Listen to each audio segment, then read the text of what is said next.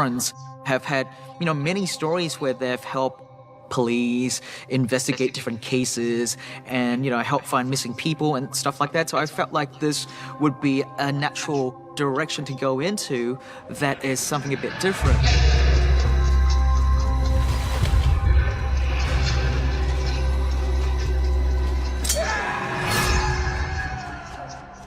We found a really interesting case file that the Warrens had investigated.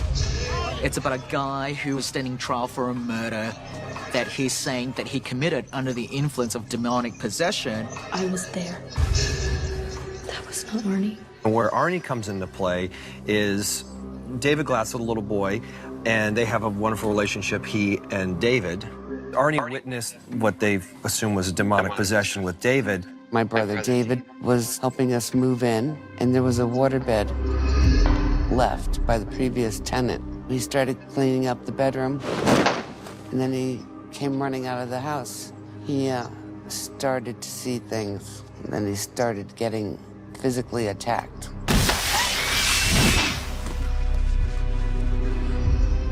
They had brought in the Warrens, who had brought in several priests to give him an exorcism. Multiple Yeah, exorcisms. this went on for a long time. Months and months and months it went on. David was suffering so bad.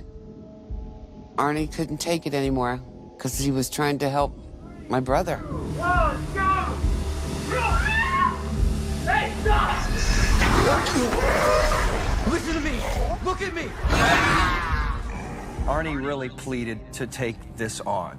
And At his wit's end, he called out to Dean and invited him into his own.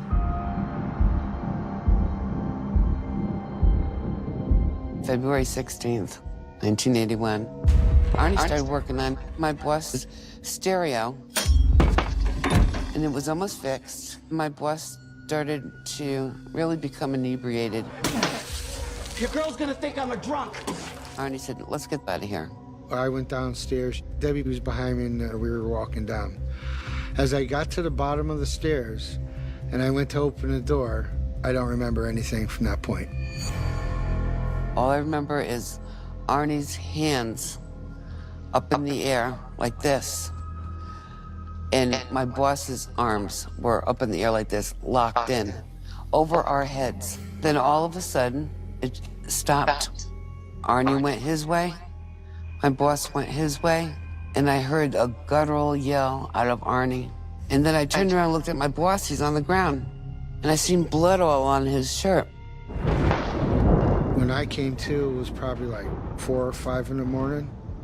I was in a jail cell. the Warrens really felt that this was demonic possession, that Arnie was experiencing some of the same issues that David was going through, these signs of possession. How are you going to convince a jury if you can't even convince me?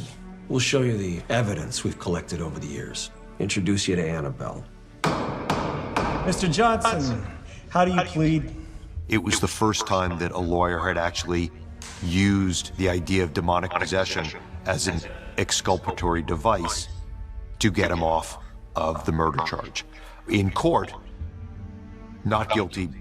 By reason of demonic possession. The local papers were reporting on that case every single day. They were able to paint a pretty clear background of what that scenario was. The court records, unfortunately, of the case are destroyed. And it's always best to go to the source, go to the people that this happened to.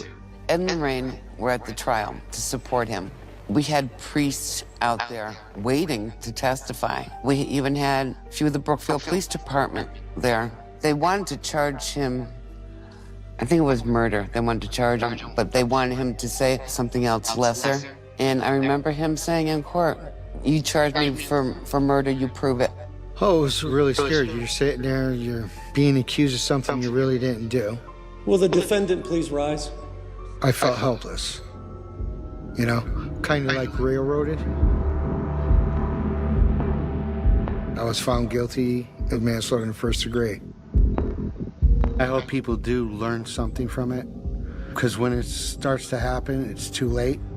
You didn't really know. I've learned so much from Ed how to deal with this. We're dealing with the supernatural. You cannot take this lightly. Arnie, help me! Debbie! Good versus evil. It's real.